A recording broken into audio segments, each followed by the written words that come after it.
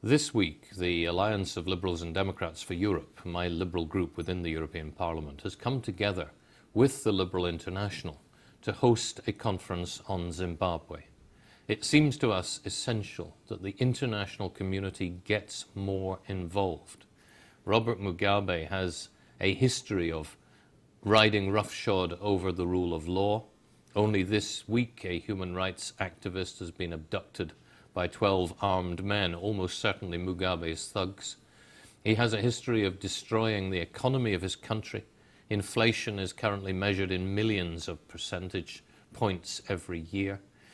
It's important that the international community engages, looking again at whether different kind of sanctions might be effective, looking again about whether we don't need to mount a combined international effort and perhaps even international military force to make sure that the democratic will of the Zimbabwean people, as expressed in the elections earlier this year, is respected, and that Mugabe does come to an agreement with the opposition who won the elections to share power.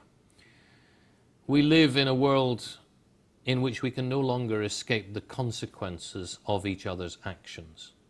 And it behoves us well to take the problem of Zimbabwe very, very seriously indeed.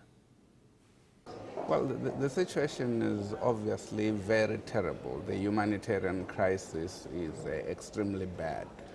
Not only do you have a cholera outbreak, which has infected some 11,000 people, well over 300 people have already died. You have virtually all the public hospitals closed. You have the capital cities, the entire supply of public water cut.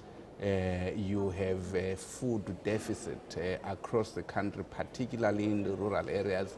People go on wild fruits from week to week, and people are dying. And so the crisis is actually quite immense in terms of the extent of the suffering of the people. What we had was a presentation from a number of our colleagues of the grave and deteriorating situation. I think we come out of this morning really in quite a solemn frame of mind. I think there are one or two thoughtful and helpful ways forward, things that we can do to help prepare for rebuilding Zimbabwe when we do find a way forward. And I think we're looking carefully at what sanctions might mean. And this afternoon we're going to be exploring that a little bit further.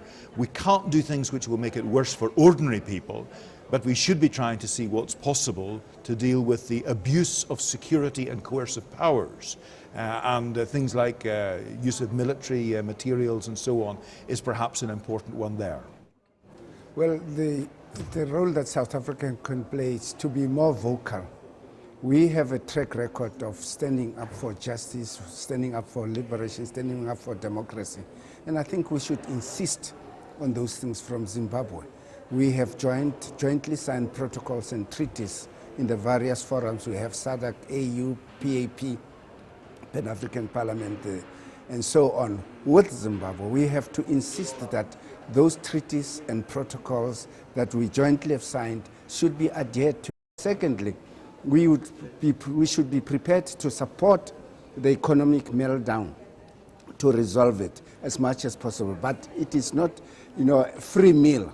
It should not be given as a free meal, a grant to Zimbabwe. We must insist that all the players, MDC, ZANU-PF, have to work towards the democratic solution that will bring the resolution of these problems to an end, so that when we give, it is with the view that we are trying to solve the current problem to build into the future. And we have to do our denial, our quiet diplomacy, we have to discard those things.